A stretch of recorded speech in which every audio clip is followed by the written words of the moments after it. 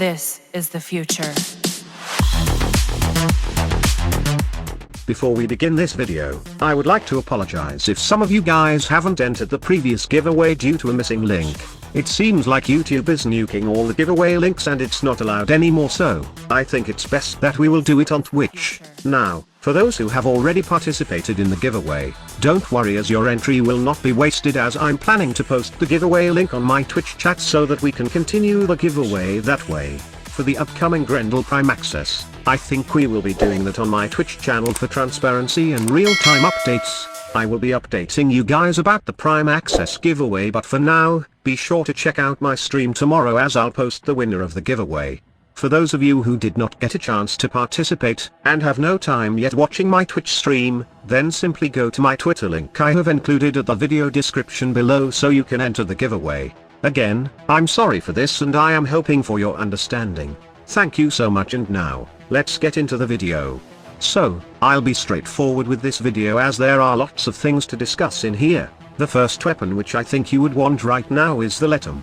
I have lots of Letum video in my channel right now, and so far, I can say that this is the best weapon I have right now that allows me to almost do all the missions in the game. It has great damage capabilities, and it can literally one-tap any steel path levels with a devouring attrition build. The good thing is, this gun is universally good against any factions, and all you need to do is just use the right element against a specific faction, or not, because honestly, the Letum shreds even with a viral and heat, paired with Hornet Strike and Cascadia Flare.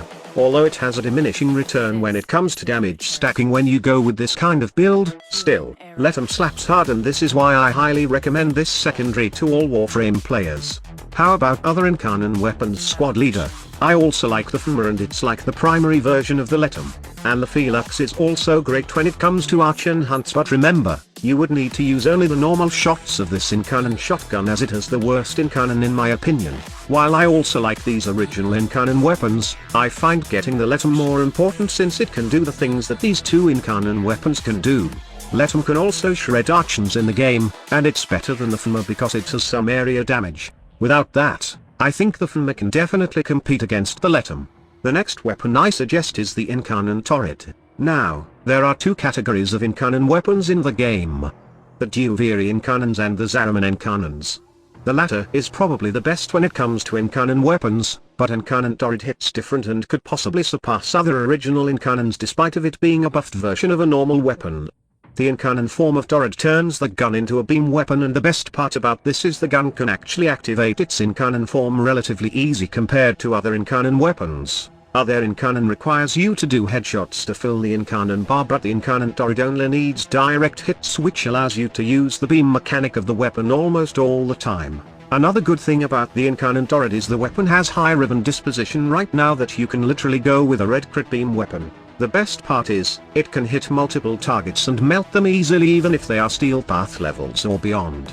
Next we have Azor paired with the Exodia Contagion. I know that you are kind of mad right now that Exodia Contagion wasn't added to the Knights of Nabarus event shop, but it's actually a blessing since Exodia Contagion will be returning on the best event of Warframe, which is Operation Plague Star. Not only that, you can farm Exodia Contagion in this event, but also farm tons of former unless Digital Extremes decides to fuck up the community again and will not include former in the rewards. However, let's not stress out on things that we can't control.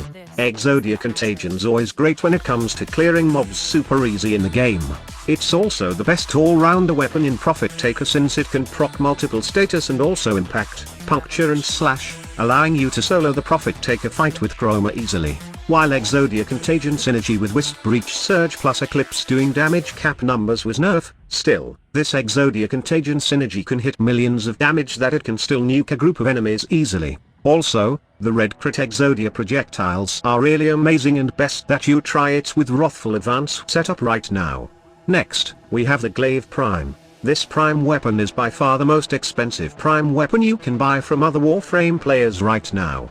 Not just because it's vaulted and there's no way to farm its relics right now, but also because its throne mechanic has this crazy feature wherein it can guarantee /procs, which results to an area of effect bleed nuke. This glaive is amazing with a Navigator Ivara, a Vex Armor Chroma, a group and nuke Nidas, and any kind of setup that you want to deal massive damage against a crowd of enemies without worrying of running out of ammunition.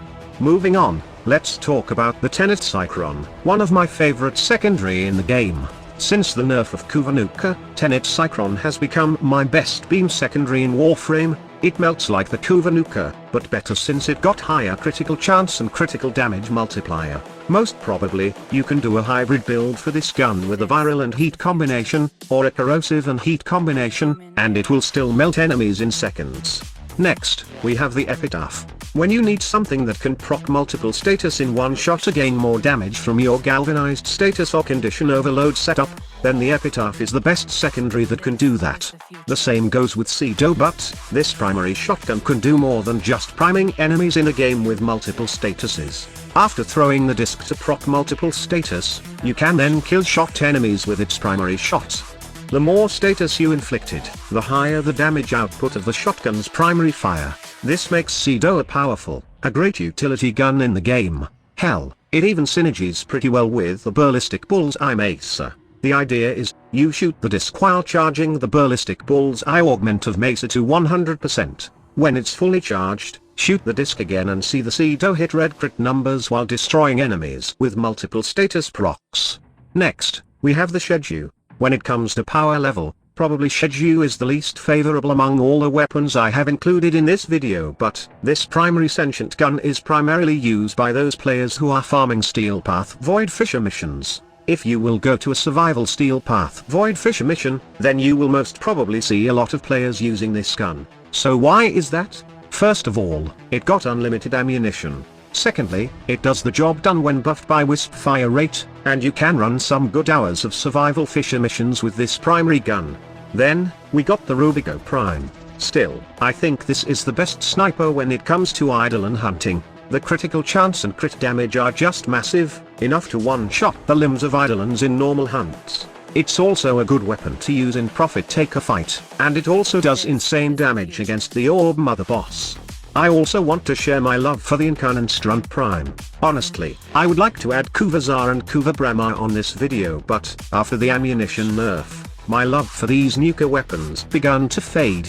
Don't get me wrong, they are still great when it comes to nuking enemies fast, but I just don't like the fact that now I need to put a mutation mod in my build or lock myself to using the carrier to get some ammunitions back. After the ammunition nerf, my love for nuking weapons got revitalized when Digital Extremes introduced the Incarnon Strun Prime. Its Incarnon form shoots a volley of projectiles that hits multiple enemies, and the best part is, it's really easy to proc the Incarnon form of the gun since the normal form is a shotgun which shots multiple pellets, allowing you to headshot enemies easier. In return, this allows you to fill the Incarnon gauge faster and make use of the Incarnon form every time. So basically, you have infinite ammunition on its area of effect nuke, and without any outside help. Its ammo economy is still great since you only need to shoot a few shots on its normal form to activate its Incarnon form. And lastly, let me give a massive shout out to the Ripkas. Okay squad leader, you are crazy for recommending this as the best weapon in Warframe right now. I know it doesn't kill like the other weapons I have mentioned earlier, but it got this special mod called Amalgam True Steel Ripkas that proc score. The Ghaw word appears to describe the dismemberment mechanic. Having this mod equipped will allow many weapons, abilities, and companions, even temporary ones, to dismember, even if they don't otherwise meet the requirements. This synergizes well with Necros' Desecrate, as bisected body parts are treated as distinct corpses, and have their own chance to yield additional loot.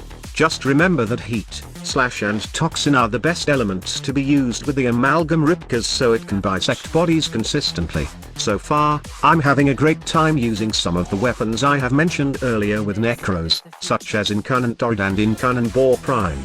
Now, I know you have your own list of best weapons this year, so it would be cool to see those lists. Also, if you want to criticize my video, then feel free to give your thoughts in the comments section below.